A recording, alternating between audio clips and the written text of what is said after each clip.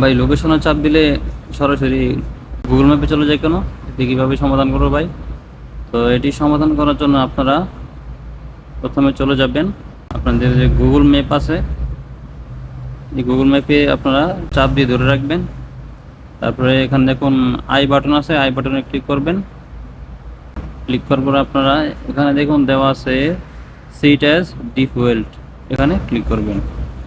এখানে ক্লিক করার পর নিচে দেখুন দেওয়া আছে ক্লিয়ার ডিফল্টস, এখানে ক্লিয়ার করে দিবেন। ক্লিয়ার করার পর আপনারা আপনাদের এই লোকেশনে চলে যাবেন, ক্লিক করবেন। এই যে দেখুন আপনার সমস্যাটি সমাধান হয়ে গেছে।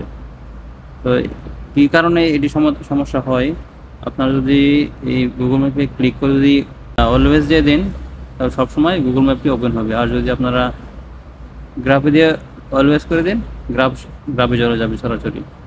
আপনারা যদি জাস্ট ওয়ান্সে ক্লিক করেন, এখানে আপনার দুটি অপশনে দেখাবে, আপনাকে যেটি খুশি ওইটিতে আপনারা ক্লিক করে ম্যাপ দেখতে পারবেন। যেহেতু আমি গ্রাফ বুকিং করব, আমি গ্রাফে ক্লিক করছি, এবার জাস্ট নামে ক্লিক করব।